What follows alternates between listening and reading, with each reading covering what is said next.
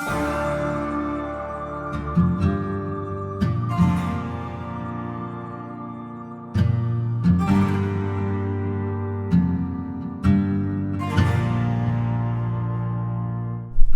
Holden is an evil, evil man. Within the 1985 Cormac McCarthy novel Blood Meridian, or The Evening Redness in the West, he is a complicated and otherworldly figure. At times, he acts as an ally to the main character, known only to the reader as the Kid. At other instances, Judge Holden is a vicious adversary, but always he is a terrifying, unyielding force of nature, and he's just absolute evil. He has his own goals, which feel almost entirely unknowable to McCarthy's reader. The judge possesses strange abilities that appear to be mystical, seemingly controlling the weather, not needing to eat or sleep, and appearing out of nowhere like a spirit. But he was also reportedly a real man. So, who was Judge Holden in Cormac McCarthy's imagination? And who was he in real life, if he existed at all?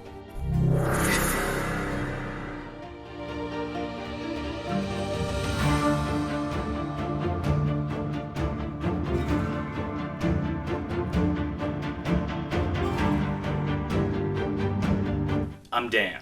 You had to know the Lit Bro video was coming at some point. Infinite Jest, Philip Roth, Confederacy of Dunces, they've been right there the whole time. And I'm Jake, and we're both public high school teachers. Blood Meridian is a difficult book. It's written almost like scripture, without quotation marks for character speech and with long descriptive passages. It has digressions in the plot, which the meaning is very elusive, and it's incredibly violent and racist. For that reason, it's almost difficult to recommend despite extremely compelling characters. The characters and luxurious prose are really what have to carry the novel here because it's light on overarching plot. The Glanton Gang, a group of bounty hunters in northern Mexico based on the real-life gang of scalp hunters led by John Joel Glanton, go from place to place, causing havoc, killing people, and drinking whiskey. It almost reads like a hyper-violent Western update to the picaresque genre. Figures wandering the frontier with a fairly episodic structure. We're definitely not experts on Blood Meridian, and this is all based on our own reading of the book, so please, throw your 2 cents down in the comments. Fight it up down there. We'd love to have that discussion. In the novel, the judge accompanies the scalp-hunting Glanton Gang at the U.S.-Mexico border, riding in second command to Glanton. They're being paid for scalps, proof of their kills, by the government. Specifically, they're looking for a man named Chief Gomez.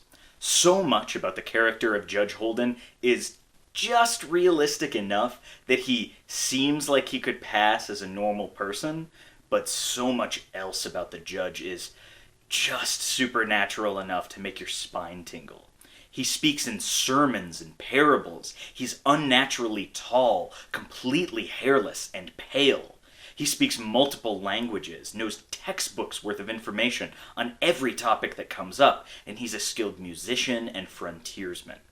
He's unnaturally strong, but doesn't seem to need to eat or sleep. He seems to know things he couldn't possibly know. Children disappear when he's around.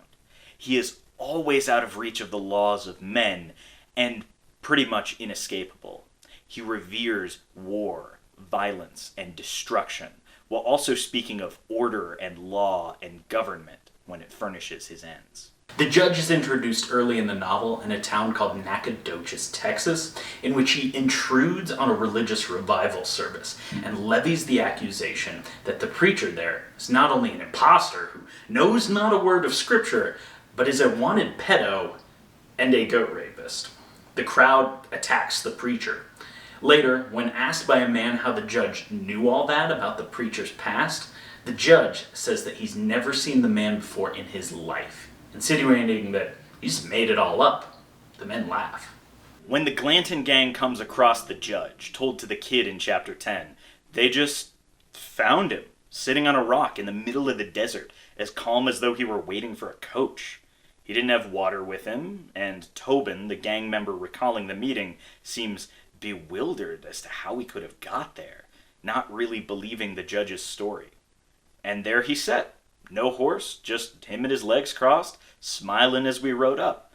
like he'd been expecting us. I think he had been expecting you, Tobin. Not to mention that apparently everyone in the gang claims to have encountered the judge at some point before, just like the kid in Nacogdoches. Even stranger, later in that chapter, the judge creates gunpowder out of seemingly nowhere. Chased by Apache warriors and completely out of gunpowder, the judge tells the men to travel around the mountain they're on, like Joshua marching around Jericho. And when they return to the judge, he's made an oven out of clay and is combining elements, using brimstone from the mountain, molding it, and then urinating on it. The judge makes a devil's batter, which the book calls a matrix, to dry out and use as gunpowder, killing every last one of their pursuers. This is where the judge seems to be at his most supernatural, using brimstone of all things and almost doing alchemy. A cloud heading straight towards the sun to cover it, thus not allowing the matrix to dry quick enough, but the cloud miraculously misses the sun. Did we mention the judge is completely naked this entire scene? In one of the creepiest exchanges in the novel, the judge draws in a notebook he keeps with him at all times. When a man named Marcus asks why the judge records so much of what he sees, the judge says that it was his intention to expunge them from the memory of man, that everything will be recorded in one book or another, that every man is tabernacled in every other, and he in exchange, and so on, in an endless complexity of being and witness to the uttermost edge of the world. The startled Marcus begs the judge not to draw him in his ledger, and the judge then tells a parable about fatherhood, which has been pretty well covered. The ledger comes up a few chapters later, when Toadvine asks what the judge's purpose in it is, and the judge utters one of the book's most famous lines. He folded the ledger shut, and laid it on one side, and pressed his hands together, and passed them down over his nose and mouth, and placed them palm down on his knees.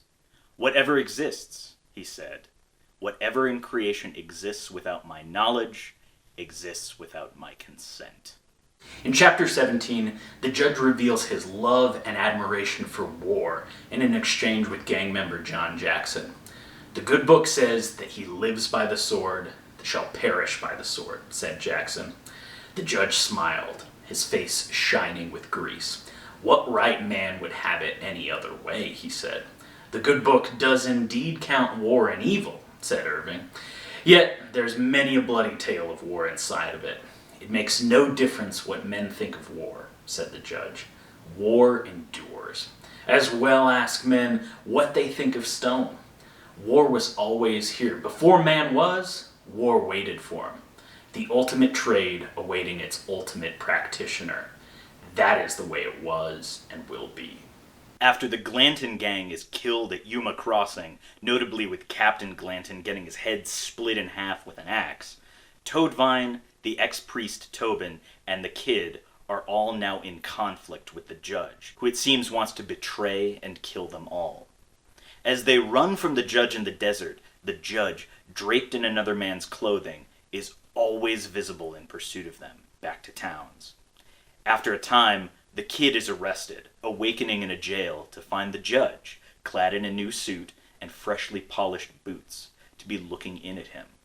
The judge tells the kid that all the deaths of the Glanton gang were his fault, and repeatedly tries to get the kid to do his bidding, to admit to being the responsible party, to come over to him in the cell, to stand in the light.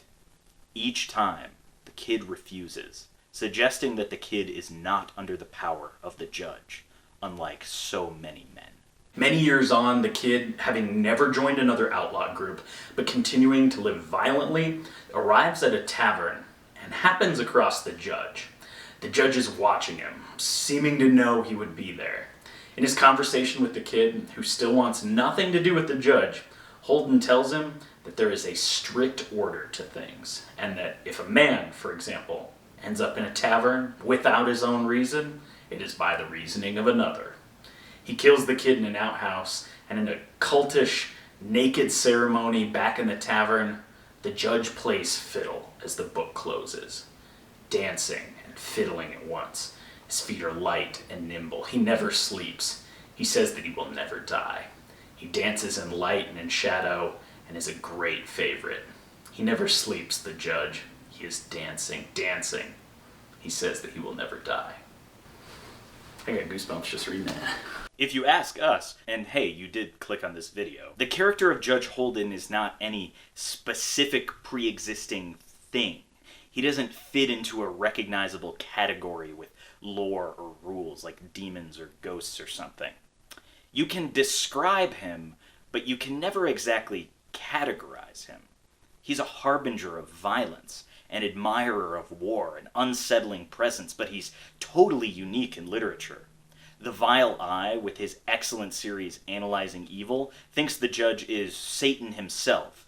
And while I love his argument, I don't think it's that simple. The judge's violence and reverence for war makes us think that he might be some kind of god or embodiment of war. The book strongly implies that the judge is immortal and will always be, the same way that the judge talks about how war will always be. But McCarthy is so hard to pin down and so evasive in his meanings that we don't believe it was meant to be, for example, Satan, or a specific type of demon from Scripture. Based on the book's epilogue, as well as some of the other chapters, the judge could represent the basest instincts of mankind, to want to be led by an authority figure and be influenced, which is why the kid is so interesting to the judge. He can't control the kid. But we're not sure. In chapter 22, the kid is repeatedly visited by the judge in his dreams, delivering the line which I think is the most telling of the judge's origins.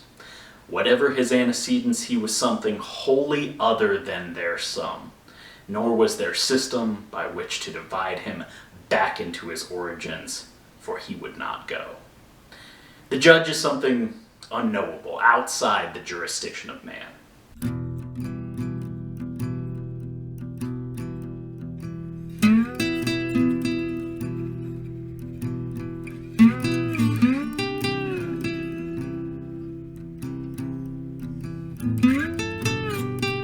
Judge Holden wasn't made up out of whole cloth by Cormac McCarthy for Blood Meridian. He has a historical basis, best documented in the memoir My Confession, Confessions of a Rogue by Samuel Chamberlain, written in the early 1860s and chronicling his time with the U.S. Army in the 1840s. Samuel Chamberlain was a soldier in the United States Army during the Mexican-American War and rode with the real-life scalp hunters, the Glanton Gang, in the 1840s. Sam Chamberlain apparently came across the judge when he was riding with the Glanton Gang and speaks of the judge in My Confession. Chamberlain describes the judge in 3 paragraphs worth of text. The second in command, now left in charge of the camp, was a man of gigantic size called Judge Holden of Texas. Who or what he was, no one knew, but a cooler-blooded villain never went unhung. He stood 6 feet 6 in his moccasins, had a large, fleshy frame, a dull, tallow-covered face destitute of hair and all expression. His desires was blood and women, and terrible stories were circulated in the camp of horrid crimes committed by him when bearing another name in the Cherokee Nation and Texas. And before we left Frontieras, a little girl of 10 years was found in the chaparral, foully violated and murdered. The mark of a huge hand on her little throat pointed him out as the ravisher, as no other man had such a hand. But though all suspected, no one charged him with the crime. Holden was by far the best educated man in northern Mexico. He conversed with all in their own language, spoke several Indian lingos, at a fandango would take the harp or the guitar from the hands of the musicians and charm all with his wonderful performance, and outwaltz any poblana of the ball. He was plumb center with a rifle or revolver, a daring horseman, acquainted with the nature of all strange plants and their botanical names, great in genealogy and mineralogy. In short, another admirable Crichton, and withal an arrant coward. Not but that he possessed enough courage to fight Indians and Mexicans, or anyone else where he had the advantage in strength, skill, and weapons, but where the combat would be equal, he would avoid it, if possible. I hated him at first sight, and he knew it, yet nothing could be more gentle, and kind than his deportment toward me.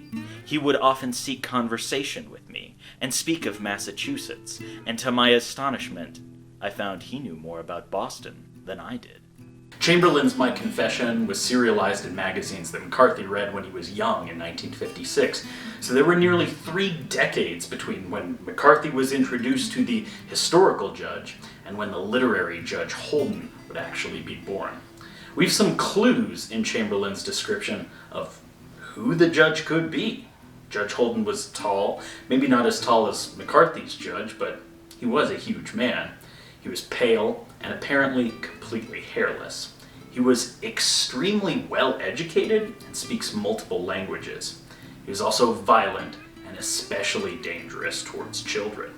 He was skilled in all sorts of frontier activities and was deceptively polite at times. When we first set out to figure out who the judge was, our instinct was to look into judgeships for men named Holden.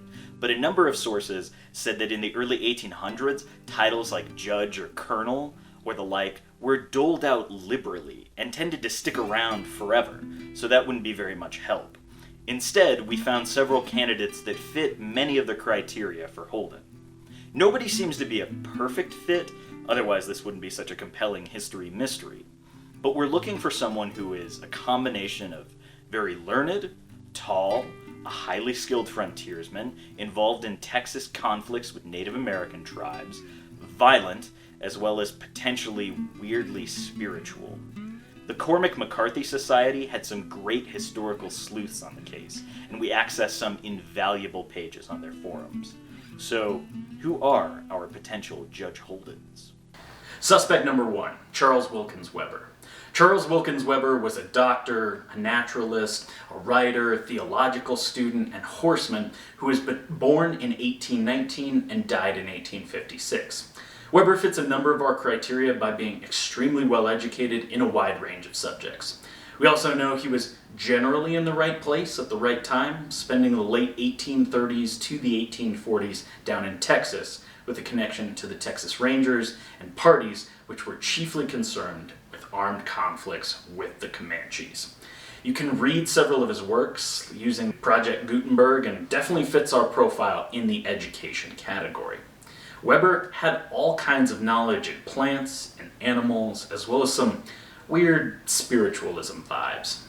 In particular, he wrote a book called Spiritual Vampirism, which was a really creepy read that puts forth these ideas about life forces that connect all living things. Ominously, it contains the warning, to be read by philosophers only.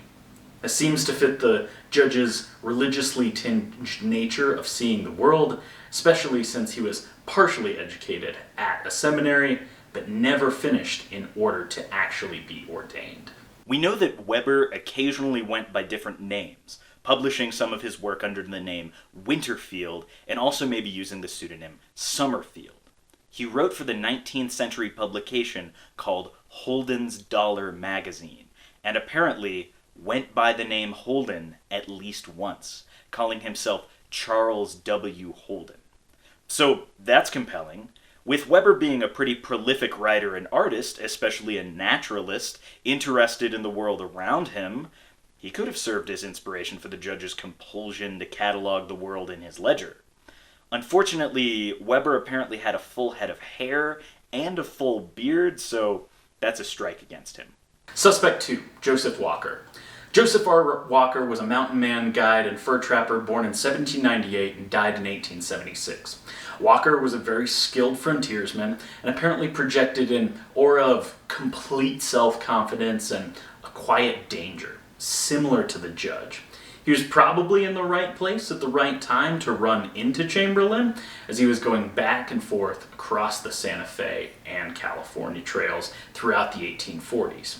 And he did speak at least 3 or 4 different languages. However, we don't think he could be the judge. Most accounts of Joseph Walker paint him as a calm, mild-mannered, honorable man, a far cry from the judge's bloodthirsty, apocalyptic war worship. Additionally, while Walker was involved in some conflicts between white men and Native Americans, he didn't seem to categorically hate them or have any desire to be a scalp hunter. Apparently, he married an indigenous woman and cooperated for long periods of time with Crow natives. Most of the conjecture pointing to Walker comes from one source, The Adventures of Captain Bonneville by Washington Irving, which contains a scene in which Captain James Bonneville dresses Walker down for quote-unquote atrocities. And this just seems like far too thin of a thread. Walker definitely seems to have some personal conflicts with Bonneville, like not completing orders to Bonneville's satisfaction, so this just seems like a you thing, Captain. Other than that, an editor named William Goatsman, who worked with Sam Chamberlain's My Confession, put forth the idea that Holden might be Joseph Walker. Suspect 3, Dr. John Allen Veach. Dr. Veach was another Renaissance man, experienced in botany, mineralogy, geology, chemistry, toxicology, medicine, and surveying. Now, Dr. Veach did actually command a party of scalp hunters in northern Mexico in 1849, and like in Blood Meridian, the entire party was wiped out by native combatants, except for one man. According to a June 30th, 1949 newspaper, Captain Veach's party consisted of 34 men who were all killed, except one. The party of Indians who made the attack were Comanches, Lipans, and Apaches that numbered 500 in all, which sure sounds like the later chapters of Blood Meridian, where the Glanton gang is wiped out in a fight in the Yuma Crossing Ferry.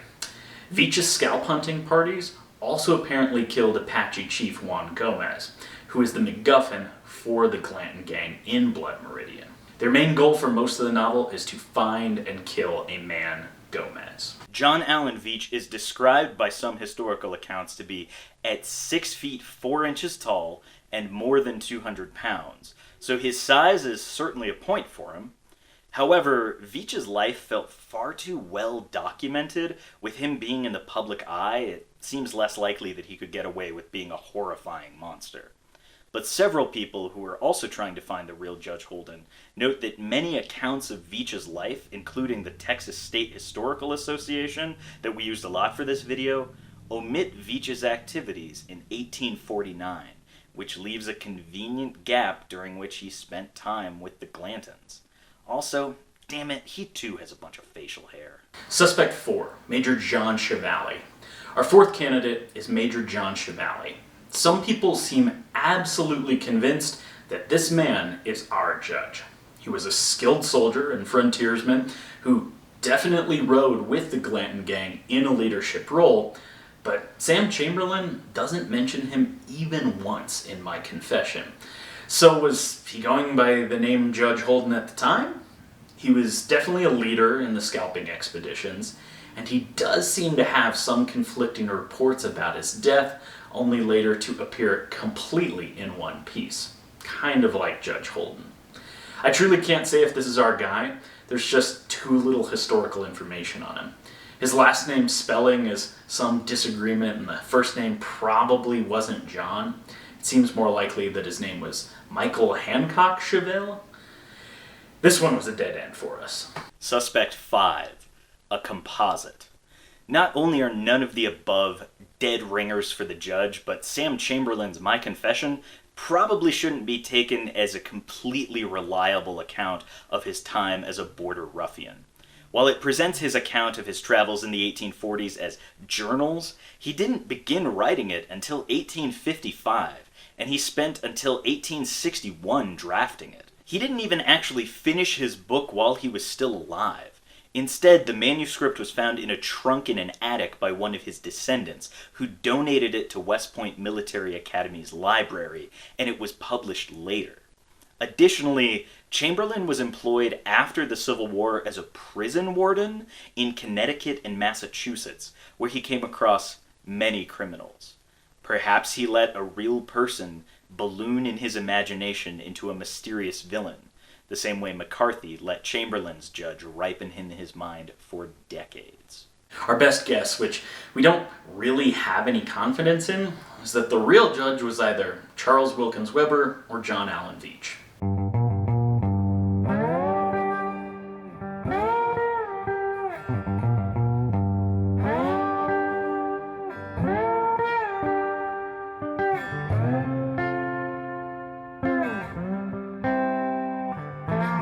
Making a film version of Blood Meridian has been attempted again and again since its release in 1985. According to Far Out magazine, about 10 years after the book was released, screenwriter Steve Tessage wrote a draft that was picked up by Tommy Lee Jones, who rewrote it but never filmed any of it.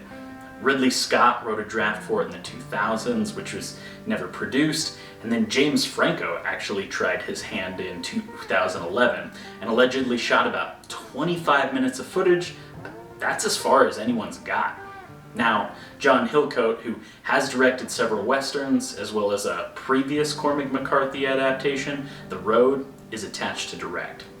He's got his work cut out for him, because I'm not sure an adaptation of Blood Meridian can or should be made. The novel's vicious violence, overt racism, and biblical nature doesn't seem like it would translate to screen well, and feels like the kind of movie that will be watered down for a mass commercial film market. Cormac McCarthy died just a few days ago, so he can no longer do any shepherding for a film adaptation or clarify anything about the novel. Let us know who you think is the most likely candidate for the Judge. Is it someone we listed, or someone we left out? Do you think a good Blood Meridian movie is possible? What's your take on the true nature of the Judge? Until next time, we'll see you at the library.